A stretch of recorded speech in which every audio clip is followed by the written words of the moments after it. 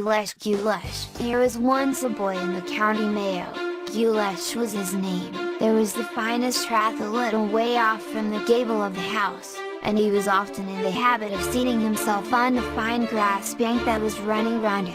One night he stood, half leaning against the gable of the house, and looking up into the sky, and watching the beautiful white moon over his head.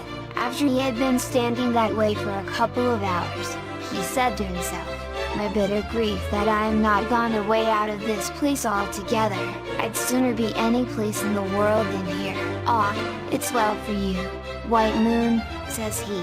"That's turning round, as you please yourself, and no man can put you back. I wish I was the same as you." Hardly was the word out of his mouth when he heard a great noise coming like the sound of many people running together, and talking, and laughing, and making sport, and the sound went by him like a whirl of wind, and he was listening to it going into the rath. "Musha, by my soul," says he, "but ye're merry enough, and I'll follow ye." What was in it but the fairy host, though he did not know at first that it was they who were in it, but he followed them into the rath. It's there he heard the full party and the foul pornee, the Rackleuda, and the Rulia that they had there, and every man of them crying out as loud as he could, "My horse, and bridle, and saddle, my horse, and bridle, and saddle, by my hand," said Guleesh. "My boy, that's not bad, I'll imitate ye," and he cried out as well as they, "My horse, and bridle, and saddle, my horse, and bridle, and saddle," and on the moment there was a fine horse with a bridle of gold, and a saddle of silver, standing before him. He leapt up on it, and the moment he was on its back he saw clearly that the rath was full of horses, and of little people going riding on them.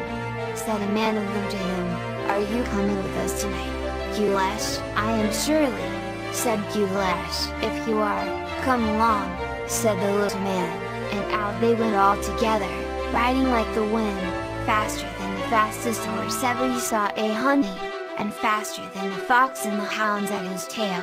The cold winter's wind that was before them, they overtook her, and the cold winter's wind that was behind them, she did not overtake them, and stop nor stay of the full race, did they make none, until they came to the brink of the sea. Then every one of them said, "High over cap," and that moment they were up in the air, and before Guleesh had time to remember where he was, they were down on dry land again, and were going like the wind.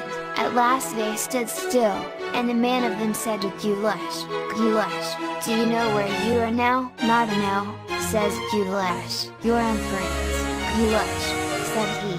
"The daughter of the King of France is to be married tonight, the handsomest woman that the sun ever saw, and we must do our best to bring her with us, if we're only able to carry her off, and you must come with us that we may be able to put the young girl up behind you on the horse, when we will be bringing her away, for it's not lawful for us to put her sitting behind ourselves, but your flesh and blood, and she can take a good grip of you, so that she won't fall off the horse. Are you satisfied, Guleesh? And will you do what we're telling you?" "Why shouldn't I be satisfied?" said Guleesh. "I'm satisfied, surely, and anything that ye will tell me to do I'll do it without doubt." They got off their horses there, and the man of them said a word that Guleesh did not understand, and on the moment they were lifted up, and Guleesh found himself and his companions in the palace. There was a great feast going on there, and there was not a nobleman or a gentleman in the kingdom but was gathered there,